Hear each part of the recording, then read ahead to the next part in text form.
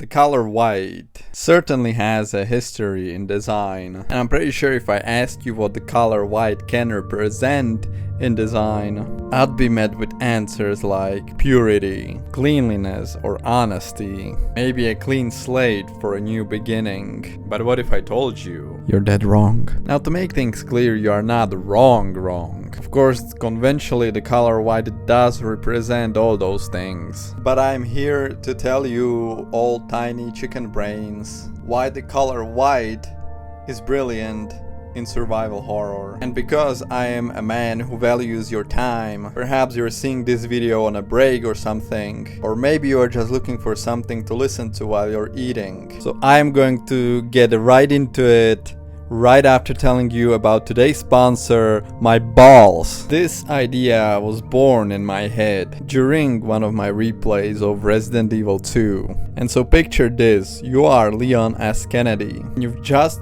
fought your way through a messy, bloody police station, only to end up in even dirtier sewers, fighting an alligator and whatnot. But you know what? At that point, you don't even care. Until that point, you've managed to fight off anything Raccoon City threw at you. So why should anything change now? You are ready, you made the dirt your home. You may have not been born in the darkness nor adopted by it, but you sure made your home in it until... For your safety, stand clear until the doors are fully open. For your safety, stand clear until the doors are fully open. For your safety, stand clear until the doors. Welcome to Nest. Enjoy your visit. And now I'll do you one different. Imagine you are a world-renowned investigative reporter miles upshore, and you're coming to investigate an asylum in the mountains, based on an anonymous lead, and you've just barely survived the horrors of the asylum. So you think to yourself, all you need to do is what you did up until this point, run and hide, and you can escape until...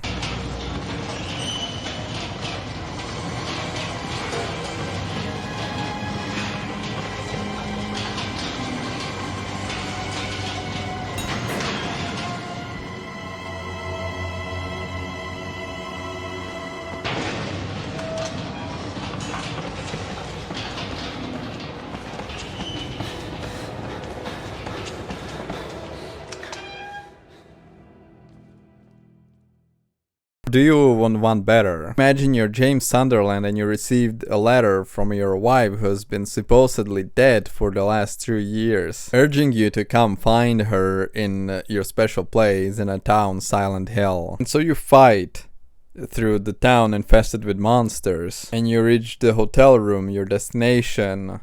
You open it prepared for anything that might be inside, but then...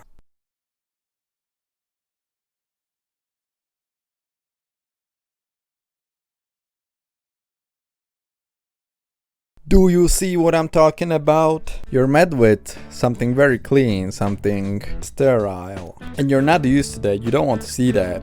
You're not meant to see that. You're meant to be out there fighting off and escaping the monsters. And look at yourself, you conquer the dirty streets or the bloody halls. You're not meant to see the truth, because that's what you're there to see in these places. Let's take a look at the nest from Resident Evil 2.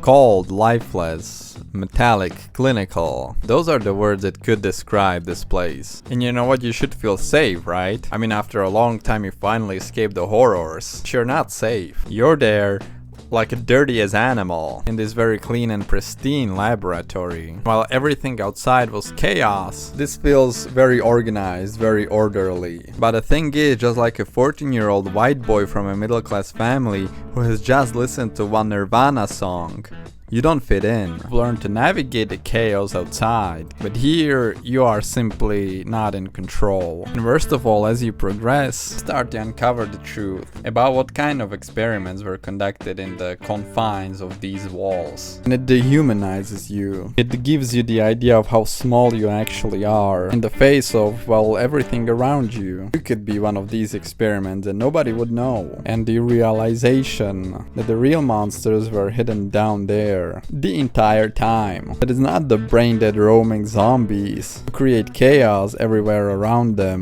but the motherfuckers creating brain-dead roaming zombies. How very poetic of me to come to this conclusion. And this is something Resident Evil has been doing in the earlier games very frequently.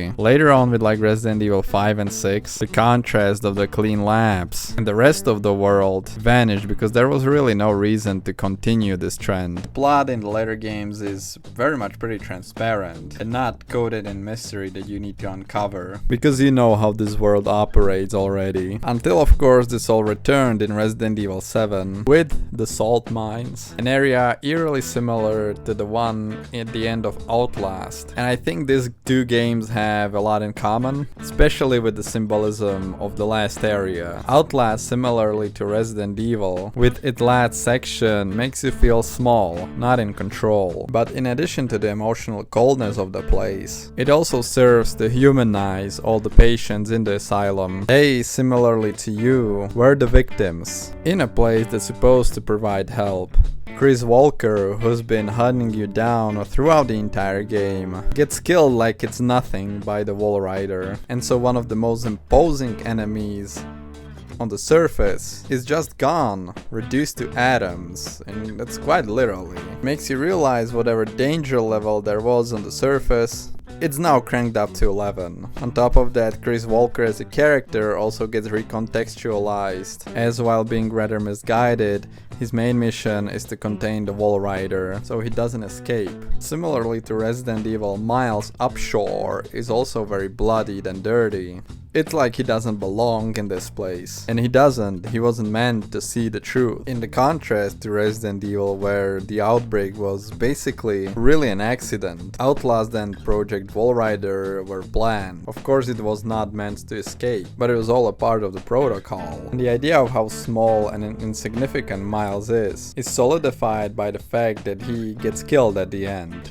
I mean, of course, before being possessed by the Wall Rider, and you know, it's unclear what happened to him, but he does de facto get killed. And what a shocker, he does not get killed by any of the patients. He gets shot by the Murkoff Corporation, trying to keep this all quiet. And yet again, the ones in power are portrayed as the ones real monsters or something very deep. In Silent Hill 2, it's a bit different. True that while in the room 312, everything is sort of quiet and peaceful. I mean, even the room itself is very clean compared to the rest of the hotel. In this case, that's not the end of the game. In this case, you are very much led to see what you're about to see, which is the truth.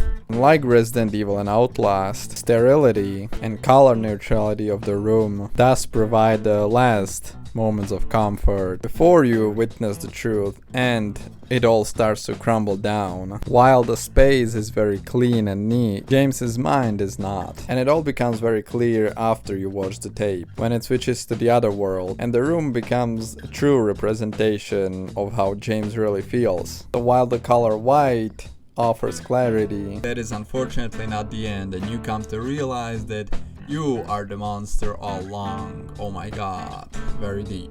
I guess you could say in Silent Hill, it is a representation of a more spiritual confrontation. You are stripped naked in front of the truth. I'm pretty sure there are many more examples of this in survival horror gaming. You can leave them down in the comments. To make a conclusion to all of this, the color white does not offer you peace. In survival horror, quite the opposite. It's exposure, sterility, clinical judgment. It appears at key moments of truth and finality, while the usual darkness of survival horror helps to cover the monsters. The clarity of white helps you uncover the truth behind them, which is sometimes maybe not what you want to see in the shoes of these characters. Of course, as a player you do want to see it, because that's why you got a game, right? You want to finish it. And yeah, I think that's pretty much it. I hope you enjoyed. Don't forget to leave a like, because if you don't, I am going to break into your room